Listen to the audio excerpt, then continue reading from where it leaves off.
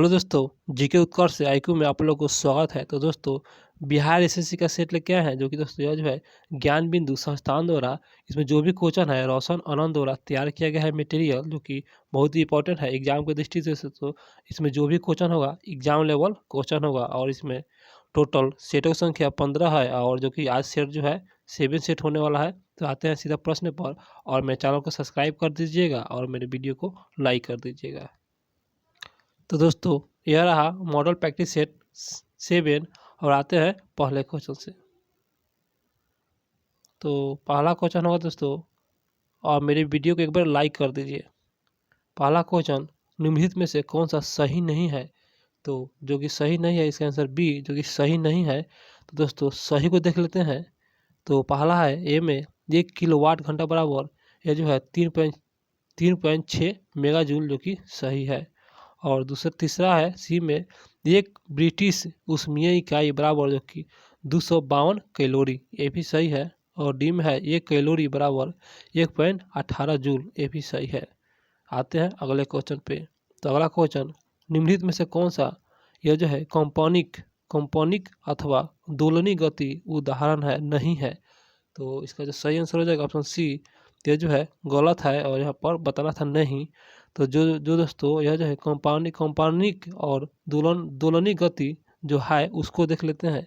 तो सी तो गलत है। तो ए में है दीवार घड़ी के लोलक की गति, जो कि यह जो है कंपानिक अथवा दोलनी गति का उदाहरण है। और बी भी उदाहरण है सिलाई मशीन में सुई की गति, ये भी है। और डी में है, और ये भी है। और इनमें से कोई नहीं दोस्तों, ये नहीं होगा। ये इसमें ए और बी सही है, और सी जो है गलत है। तो आते हैं अगले क्वेश्चन पे। दोस्तों, इसमें सिर्फ जीके जीएस देखेंगे हम, और मैथ का पीडीएफ और इसका रीजनिंग आप लोग बना लीजिएगा, टेलीग्राम पर हम इसको उपलब्ध करा देंगे। तो आते हैं जीके जीएस पे। इंडोनेशिया की राजधानी बताना है। तो इसका सही आंसर हो जाएगा ऑप्शन सी है जो है नूर सुनतारा। इंडोनेशिया की राजधानी नूर सुनतारा है। आते हैं अगले प्रश्न पे। अगला क्वेश्चन, भारतीय संविधान की 11वीं अनुसूची द्वारा पंचायती राज संस्थाओं को दिए गए विषय पर कौन सा सम्मिलित नहीं है? तो इसका जो सही आंसर हो जाएगा डी, यह जो है सम्मिलित नहीं है। 11वीं अनुसूची जो कि पंचायती राज संस्थाओं से संबंधित नहीं है, जो संबंधित है 11वीं अनुसूची से पंचायती राज संस्थाओं से, वह देख लेते हैं, जो कि पुस्तकालय संबंधित है। और बी में है गैर परंपरागत ऊर्जा, ये भी संबंधित है। और सी में है सड़कें, पुल, जलमार्ग तथा अन्य संचार के साधन। ये सभी दोस्तों भारतीय संविधान की 11वीं अनुसूची द्वारा पंचायती राज संस्थाओं से संबंधित है, ये सब विषय से संबंधित है। आते हैं अगले क्वेश्चन पे। तो आते हैं दोस्तों 10 नंबर क्वेश्चन पर, जीके जीएस से देखेंगे सिर्फ। तो प्रथम एंग्लो बर्मा युद्ध जो कि 1824 से 26 के बाद कौन सी संधि हुई थी? जो कि प्रथम बर्मा जो युद्ध हुआ था 1824 से 26, इसके बाद कौन सी संधि हुआ था? इसका आंसर डी, यह जो है यांगडुबू की संधि हुआ था 1824 से 26 के बाद यांगडुबू की संधि हुआ था। अगला क्वेश्चन, आज़ादी के बाद भारत और नेपाल के बीच प्रथम शांति और मित्रता संधि किस वर्ष काठमांडू में हस्ताक्षरित की गई थी? तो इसका सही आंसर हो जाएगा दोस्तों ऑप्शन डी, यह जो है 1950 को हस्ताक्षरित किया गया था। भारत और नेपाल के बीच प्रथम शांति मित्रता संधि हुआ था 1950। 13 नंबर क्वेश्चन पर आते हैं। तो भारत का प्रवेश द्वार किस शहर को कहा जाता है? तो इसका सही आंसर हो जाएगा ऑप्शन बी, यह जो है मुंबई को कहा जाता है। 17 नंबर क्वेश्चन होगा, मणिपुर का कौन सा समुदाय हर साल फसल के मौसम के बाद यह जो है गान जो कि नगाई उत्सव मनाया जाता है। गान नगाई उत्सव जो कि मणिपुर के कौन सा समुदाय द्वारा हर साल? तो इसका सही आंसर हो जाएगा ऑप्शन डी, यह जो है जेलिया रॉन्स द्वारा यह जो है मौसम के बाद यह जो है गान नगाई उत्सव मनाया जाता है। यह जो समुदाय है जेलिया रॉन्ग समुदाय द्वारा। अगला क्वेश्चन, भारत ने गोल्डन सिटी गेट यह जो है टूरिज्म अवार्ड में गोल्डन एंड सिल्वर स्टोर जीता। यह समारोह किस देश में आयोजित किया गया था? तो दोस्तों, यह जो समारोह है ना, यह इसके अंदर सी, यह जर्मनी में आयोजित किया गया था। अगला क्वेश्चन, सिक्किम को पूर्ण राज्य का दर्जा कब दिया गया था? तो इसका सही आंसर हो जाएगा ऑप्शन यह जो है बी, 1975 को पूर्ण राज्य का दर्जा दिया गया था। आते हैं 22 नंबर क्वेश्चन पे। तो भारत की सबसे पुरानी पर्वत बताना है श्रृंखला। तो इसका सही आंसर हो जाएगा ऑप्शन बी, यह जो है अरावली पर्वत है, जो कि सबसे पुरानी पर्वत है। आते हैं अगले प्रश्न पे।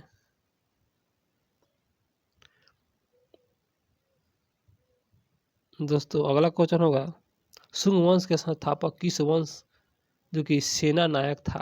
तो इसका सही आंसर हो जाएगा ऑप्शन यह जो है बी, मौर्य वंश। यहाँ पर शुंग वंश का संस्थापक जो है पुष्यमित्र शुंग थे, और बताना है किस वंश के सेना नायक थे। तो यह जो है मौर्य वंश के सेना नायक थे। बहुत अच्छा क्वेश्चन है। अगला क्वेश्चन, बिहार के किस क्षेत्र में लोटा विद्रोह हुआ था? लोटा विद्रोह, तो इसका सही आंसर हो जाएगा ऑप्शन सी, यह जो है मुजफ्फरपुर में दोस्तों हुआ था। जो बिहार के क्षेत्र है मुजफ्फरपुर, जो कि लोटा विद्रोह यहीं पर हुआ था, मुजफ्फरपुर में। आते हैं दोस्तों अगले प्रश्न पे।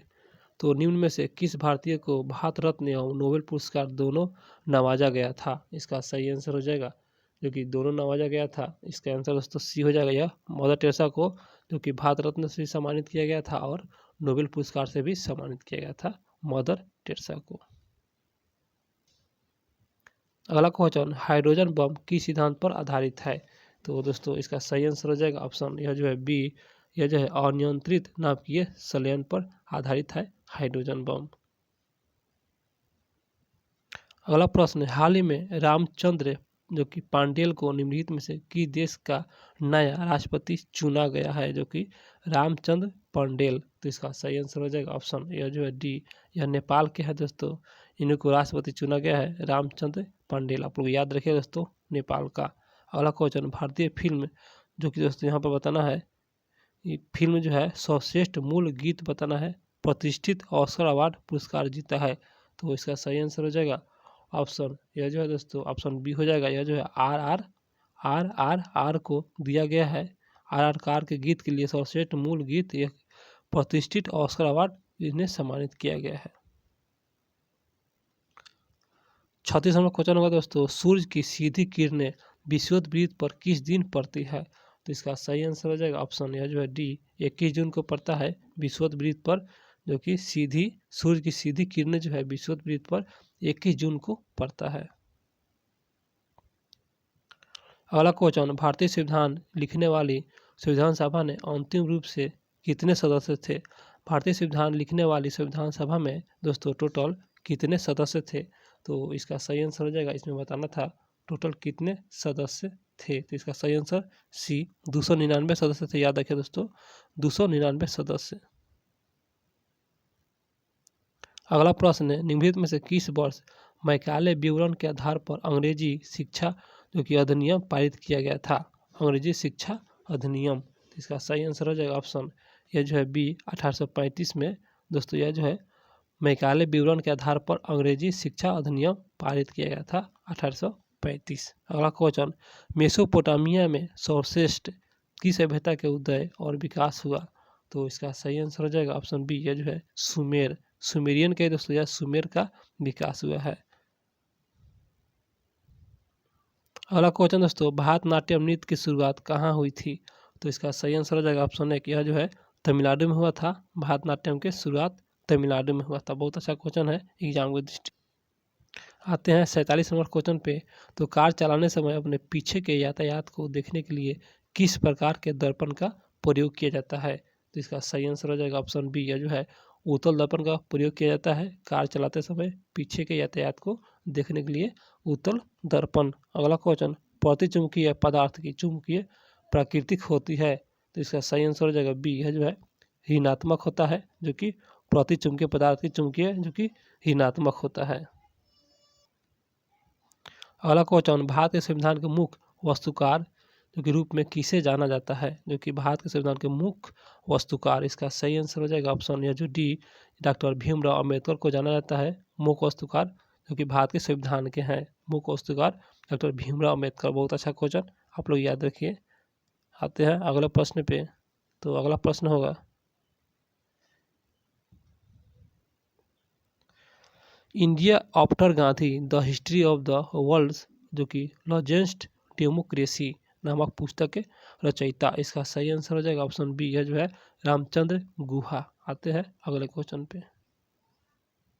अगला क्वेश्चन, दक्षिण अफ्रीका में जो कि प्रवास के दौरान महात्मा गांधी ने कौन सी पत्रिका प्रकाशित की? तो इसका सही आंसर हो जाएगा ऑप्शन बी, यह जो है इंडियन ओपिनियन, जो कि यह जो है दक्षिण अफ्रीका में प्रवास में दौरान महात्मा गांधी ने यह पत्रिका प्रकाशित किया था, इंडियन ओपिनियन। आते हैं अगले प्रश्न पे। अगला प्रश्न, निम्नलिखित में से किस नगर में संयुक्त राष्ट्र का मुख्यालय अवस्थित है? तो इसका सही आंसर हो जाएगा ऑप्शन डी, यह जो है न्यूयॉर्क में अवस्थित है संयुक्त राष्ट्र का मुख्यालय। अगला क्वेश्चन, ये जो है स्विस फर्म जो कि दोस्तों है जो कि इक्वायर द्वारा जारी वर्ल्ड एयर क्वालिटी रिपोर्ट 2022 के अनुसार भारत में रैंक बताना है। इसका सही आंसर हो जाएगा ऑप्शन डी, यह जो है 8वां रैंक है। आते हैं अगले क्वेश्चन पे। अगला क्वेश्चन, आरालम वन्य जीव अभ्यारण्य पक्षी जनगणना ने 161वां नई प्रजाति की पहचान की गई थी, और जो कि आरालम वन्य जीव अभ्यारण्य कहाँ है? बहुत अच्छा क्वेश्चन। इसका आंसर बी, यह जो है केरल में है। दोस्तों मेरे वीडियो को आप लोग एक बार लाइक कर दीजिए, ताकि दोस्तों आप लोगों को समय से ये सेट प्रोवाइड हो सके, और चैनल को सब्सक्राइब भी कर लीजिएगा।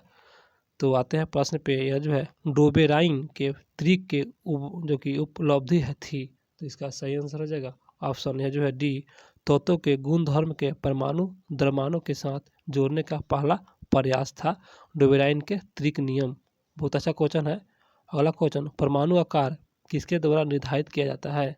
तो इसका सही आंसर हो जाएगा ऑप्शन सी, यह जो है परमाणु त्रिज्या पर यह निर्धारित किया जाता है परमाणु का आकार। आते हैं अगले प्रश्न पर। दोस्तों मेरे चैनल को सब्सक्राइब कर लीजिएगा, नहीं तो आप लोग बाद में भूल जाइएगा, इसलिए कह रहे हैं अभी कर लीजिए। तो क्वेश्चन है, जनहित याचिका किस न्यायालय में दायर की जाती है? इसका सही आंसर हो जाएगा जो कि जनहित याचिका है, और जो कि दायर किया जाता है, इसका सही आंसर ये जो है सी हो जाएगा। सर्वोच्च न्यायालय और उच्च न्यायालय दोनों में दायर किया जाता है, जो कि ये है जनहित याचिका, सर्वोच्च न्यायालय और उच्च न्यायालय। बहुत अच्छा क्वेश्चन है दोस्तों, ये VVM क्वेश्चन है, आप लोग याद रखिए इसे। अगला क्वेश्चन, विश्व जैव विविधता दिवस बताना है, मनाया जाता है। तो इसका सही आंसर हो जाएगा ऑप्शन डी, यह जो है 22 मई को मनाया जाता है, यह जो है जैव विविधता दिवस। दोस्तों इसमें जो भी क्वेश्चन है इंपॉर्टेंट है, एग्जाम लेवल क्वेश्चन है। अगला क्वेश्चन, यह जो है क्रोमेटोग्राफी की तकनीकी प्रयोग होता है। तो इसका सही आंसर हो जाएगा ऑप्शन डी, है जो है एक मिश्रित से पदार्थ को अलग करना, इसी को दोस्तों क्रोमेटोग्राफी कहते हैं। अगला क्वेश्चन, निम्नलिखित में से कौन सा जो कि बहुलक और एवं थर्मोप्लास्टिक नहीं है? तो इसका सही आंसर हो जाएगा यह जो है बी, नियोप्रीन, जो कि यह जो है थर्मोप्लास्टिक नहीं है। और जो थर्मोप्लास्टिक है उसको देख लेते हैं, यह जो टेफ्लॉन है, और पॉलीएस्टीरीन है, और डी में पॉलीथीन है। आप लोग इसे याद रखिए। आते हैं दोस्तों अगले प्रश्न पे। तो अगला प्रश्न होगा, भारत का एकमात्र सक्रिय ज्वालामुखी स्थित है। तो इसका सही आंसर हो जाएगा ऑप्शन ए, जो है बैरन, जो कि भारत का है एकमात्र सक्रिय ज्वालामुखी है। अगला प्रश्न, प्रथम भारतीय जो कि पूरा पाषाण कलाकृति कहाँ से प्राप्त हुआ? तो पूरा पाषाण कलाकृति कहाँ से प्राप्त हुआ? तो इसका सही आंसर हो जाएगा एक, यह जो है पोलावरम से प्राप्त हुआ था प्रथम भारतीय पूरा पाषाण कलाकृति। बहुत अच्छा क्वेश्चन। अगला क्वेश्चन, गुरु गोविंद सिंह की माता बताना है, इनका नाम, माता का नाम। इसका सही आंसर डी, इनमें से कोई नहीं। अगला क्वेश्चन, मुख्य निर्वाचन आयुक्त एवं 2 अन्य आयुक्तों के मतभेद होने पर उसे निर्णय करता है, किनके द्वारा यह निर्णय किया जाता है? तो बहुत अच्छा क्वेश्चन है, इसका आंसर सी, यह जो है बहुमत से आयोग स्वयं करता है। दोस्तों बहुमत से आयोग जो है स्वयं करता है। मुख्य निर्वाचन आयुक्त और अन्य निर्वाचन आयुक्त में जो भी मतभेद होता है, विवाद, वह बहुमत से आयोग द्वारा स्वयं किया जाता है। आते हैं अगले प्रश्न पे। तो एशिया का सबसे स्वच्छ गांव किस राज्य में स्थित है? तो इसका सही आंसर हो जाएगा ऑप्शन सी, यह जो है मेघालय में है, जो कि एशिया का स्वच्छ गांव है, जो कि मेघालय में है। अगला क्वेश्चन, हाल ही में सोमनाथ सांस्कृतिक विश्वविद्यालय द्वारा प्रकाशित यह सौराष्ट्र तमिल जो कि यह तमिल जो थी संगम प्रस्ती पुस्तक का विमोचन किसने किया? इसका सही आंसर हो जाएगा ऑप्शन बी, यह जो है नरेंद्र मोदी द्वारा किया गया था। अगला क्वेश्चन, चिकित्सा के क्षेत्र में 2023 का नोबेल पुरस्कार किसे प्रदान किया गया है? तो इसका सही आंसर हो जाएगा सी, यह जो है कैटालिन कारिको और डू विसमैन को दिया गया है। अगला क्वेश्चन है, निम्नलिखित में से कौन से वित्तीय समावेश लक्ष्य है? तो इसका सही आंसर हो जाएगा ऑप्शन डी, इनमें सभी। वित्तीय साक्षरता को बढ़ावा देना यह वित्तीय समावेश का लक्ष्य है, और बिना नकद प्रयोग वित्तीय लेन देन बढ़ावा देना और प्रत्यक्ष निःशुल्क वित्तीय परामर्श उपलब्ध कराना, ये सभी वित्तीय समावेश का लक्ष्य है। अगला क्वेश्चन दोस्तों, अमोनिया का यूरिया में परिवर्तन, तो इसका सही आंसर हो जाएगा बी, यह जो है एकीकृत में होता है। एकीकृत में होता है अमोनिया के यूरिया में परिवर्तन जो होता है एकीकृत के माध्यम से होता है। अगला क्वेश्चन हो जाए, सफरेज जो मूवमेंट संबंध है, सफरेज मूवमेंट, बहुत अच्छा क्वेश्चन, इसका आंसर डी, यह जो है महिला मताधिकार आंदोलन से संबंधित है सफरेज मूवमेंट। आते हैं अगला प्रश्न पे, तो निम्नलिखित में से किन्हें राष्ट्रगुरु नाम से जाना जाता है? तो इसका सही आंसर हो जाएगा ऑप्शन ए, यह जो है सुरेंद्रनाथ बनर्जी को राष्ट्रगुरु के नाम से जाना जाता है। आते हैं दोस्तों 100 नंबर क्वेश्चन पे, तो यह जो है थीन किस पादप कोशिकाओं द्वारा उत्सर्जित होता है? थीन, तो इसका सही आंसर हो जाएगा यह डी, चाय की पत्ती से होता है थीन, तो यह पादप कोशिकाओं द्वारा उत्सर्जित होता है चाय के पत्ती। अगला क्वेश्चन, निम्नलिखित में से नील हरित शैवाल बताना है लाल सागर को लाल रंग प्रदान करता है? इसका कारण यही है दोस्तों, बताना था, इसका कारण जो है यही है। इसका सही आंसर हो जाएगा, इसका आंसर दोस्तों एक हो जाएगा, यह जो है ट्राइकोडेस्मियम इरिथियोरियम, जो कि यह जो है नीला हरित शैवाल लाल सागर को लाल रंग प्रदान करता है। बहुत अच्छा क्वेश्चन है, आप लोग याद रखिए इसे। अगला क्वेश्चन, यह जो है मनोरा किस किला का, जो कि मनोरा का किला कहाँ स्थित है? मनोरा का किला, इसका सही आंसर हो जाएगा, बहुत अच्छा क्वेश्चन, ये भी तमिलनाडु में अवस्थित है। आते हैं अगला प्रश्न पे, तो भारत निर्वाचन आयोग ने किसे नेशनल आइकन के रूप में चुना है? तो इसका सही आंसर हो जाएगा ऑप्शन, यह जो है दोस्तों एक हो जाएगा सचिन तेंदुलकर को, जो कि यह नेशनल आइकन के रूप में चुना गया है। भारत निर्वाचन आयोग ने चुना है सचिन तेंदुलकर को। अगला प्रश्न है, देश भर में बाल देखभाल संस्थाओं की निगरानी के लिए कौन सा पोर्टल लॉन्च किया गया है? जो कि यह जो है बाल देखभाल संस्थाओं की निगरानी, तो इसका सही आंसर हो जाएगा ऑप्शन ए, यह जो है मासी, जो कि मासी पोर्टल है, इसी के द्वारा दोस्तों बाल देखभाल संस्थाओं द्वारा यह निगरानी किया गया है, मासी पोर्टल। अगला क्वेश्चन है यहाँ पर दोस्तों, तो यह जो है रीजनिंग है, आप लोग बना लीजिएगा। यह जो है जलालगढ़ किला बिहार के किस जिले में स्थित है? इसका सही आंसर हो जाएगा ऑप्शन सी, यह जो है पूर्णिया में अवस्थित है जलालगढ़ का किला। अगला प्रश्न है, ऑपरेशन जीरो आवर का संबंध बताना है? तो इसका सही आंसर हो जाएगा बी, यह भारत छोड़ो आंदोलन के दौरान महात्मा गांधी तथा कांग्रेस के मुख्य नेताओं के गिरफ्तार करना, यही जो है ऑपरेशन जीरो आवर संबंध है। भारत छोड़ो आंदोलन के दौरान महात्मा गांधी और कांग्रेस के मुख्य नेताओं के गिरफ्तारी करना, यही जो है ऑपरेशन जीरो आवर इसी से संबंधित है। आते हैं अगले प्रश्न पे दोस्तों, तो आते हैं अगले प्रश्न पे, तो यहाँ पर है निम्नलिखित में से किसका प्रयोग जो कि इको क्रेडल के रूप में किया जाता है? तो इसका सही आंसर हो जाएगा ऑप्शन ए, जो है माइसीलियम का प्रयोग होता है, तो क्रेडल के रूप में किया जाता है माइसीलियम का प्रयोग। आते हैं अगले क्वेश्चन पे, तो यह जो है मंगोलिज्म में रोग किसके द्वारा होता है? इसका सही आंसर हो जाएगा ऑप्शन डी, यह जो है गुणसूत्र में असंतुलन से होता है। मोगोलिज्म में जो रोग होता है यह गुणसूत्र में असंतुलन के कारण होता है। अगला क्वेश्चन दोस्तों, ओलंपिक ज्वाला किसका प्रतीक है? बहुत अच्छा क्वेश्चन, तो इसका सही आंसर हो जाएगा बी, यह जो है प्राचीन और आधुनिक खेलों के बीच जो कि निरंतरता का प्रतीक है। प्राचीन और आधुनिक खेलों के बीच निरंतरता का प्रतीक जो कि ओलंपिक ज्वाला यही प्रतीक है, प्राचीन और आधुनिक खेलों का बीच निरंतरता का प्रतीक। आते हैं अगले प्रश्न पे। अगला क्वेश्चन, वह अर्थव्यवस्था जिसमें सरकारी और निजी दोनों उपक्रम हो उसे क्या कहते हैं? बहुत अच्छा क्वेश्चन है दोस्तों, इसका आंसर बी, इसे मिश्रित अर्थव्यवस्था कहते हैं, जिसमें सरकारी और निजी दोनों उपक्रम हो उसे मिश्रित अर्थव्यवस्था कहते हैं। आते हैं दोस्तों 130वां क्वेश्चन पे, तो आत्मीय सभा बताना है, इसका स्थापना किसके द्वारा किया गया था। इसका आंसर डी, राजा राम मोहन राय द्वारा किया गया था। अगला क्वेश्चन यहाँ पर होगा, हैंसियाकार बीमारी क्या कारण है। तो इसे दोस्तों जो सिकलेस सेल कहते हैं। तो इसका सही आंसर हो जाएगा ऑप्शन डी, यह जो है बी और सी। इसका आंसर है बी और सी, जो कि रक्त में ऑक्सीजन की कमी और अनुवांशिक विकृति के कारण दोस्तों हैंसियाकार ये बीमारी होता है।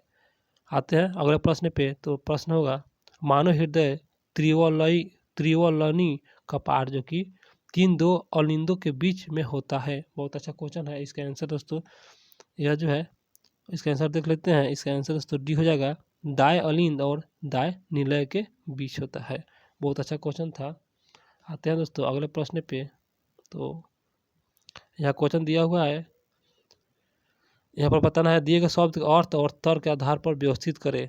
तो इसे दोस्तों यह जो है, इसका सही आंसर हो जाएगा ऑप्शन एक, व्यवस्थित करना है। तो पहले दोस्तों यह जो है निक्की झील, उसके बाद माउंट आबू, और उसके बाद दोस्तों राजस्थान, और उसके बाद यह जो है भारत, और 2 नंबर में विश्व हो जाएगा। इससे दोस्तों यह रीजनिंग है, इसे सजाना था, आप लोग इसे बना लीजिएगा।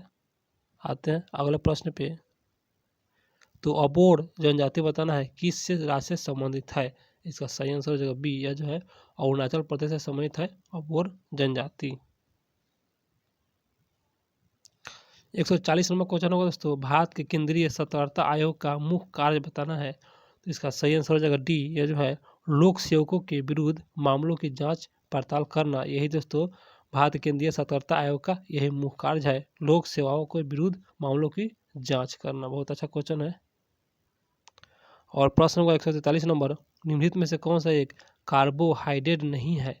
इसका सही आंसर हो जाएगा सी, जो कि नहीं है कार्बोहाइड्रेट। और जो है उसको देख लेते हैं, सुक्रोज है और फ्रुक्टोज है और ग्लाइकोजीन है। ग्लाइकोजीन, सुक्रोज, फ्रुक्टोज और ग्लाइकोजीन, ये सभी कार्बोहाइड्रेट हैं। 145 नंबर क्वेश्चन, किस राज्य की जो कि जनसंख्या निम्नलिखित में से जो कि किस कारण से प्रभावित होता है। किसी राज्य की जो जनसंख्या होता है ना, किस कारण दोस्तों प्रभावित होता है। क्वेश्चन यह है, इसका आंसर डी, सभी, जो कि जनन क्षमता और मृत्यु दर और प्रजनन ये सभी है। जनन क्षमता, मृत्यु दर और प्रजनन। आते हैं अगले क्वेश्चन पे। अगला क्वेश्चन जो कि सूचना प्रौद्योगिकी के क्षेत्र में स्मार्ट ओपीडी एक नवाचार है। इसका संबंध बताना है किस क्षेत्र से है। बहुत अच्छा क्वेश्चन है। तो इसका जो सही आंसर होगा दोस्तों ऑप्शन, यह जो है किस क्षेत्र से बताना था, यह जो इसका सही आंसर। अगला क्वेश्चन, भारतीय महिला ब्लाइंड क्रिकेट टीम जो कि IBSA वर्ल्ड गेम्स में किस देश को हराकर स्वर्ण पदक जीता है। तो इसका सही आंसर हो जाएगा ऑप्शन डी, यह जो है ऑस्ट्रेलिया दोस्तों जीता है IBSA वर्ल्ड गेम्स, जो कि किस देश को हराकर स्वर्ण पदक जीता है। तो ऑस्ट्रेलिया। भारत के महिला ब्लाइंड क्रिकेट टीम ने जो कि ऑस्ट्रेलिया को हराकर दोस्तों IBSA वर्ल्ड गेम्स जो है यह जीता है स्वर्ण पदक। आते हैं अगले क्वेश्चन पे। तो ड्रोन कप 2023 का खिताब किसने जीता। इसका सही आंसर हो जाएगा, किसने जीता दोस्तों, इसका सही आंसर हो जाएगा डी, यह है मोहन बगान, और इन्हीं के द्वारा जीता गया था। ड्रोन कप 2023 खिताब किसने जीता, तो मोहन बगान ने जीता है। दोस्तों क्वेश्चन मेरा समाप्त हुआ। तो मेरे वीडियो अच्छा लगा हो तो लाइक कीजिएगा और मेरे चैनल को सब्सक्राइब जरूर कीजिएगा, भूलिएगा नहीं। तो मिलते हैं अगले सेट में।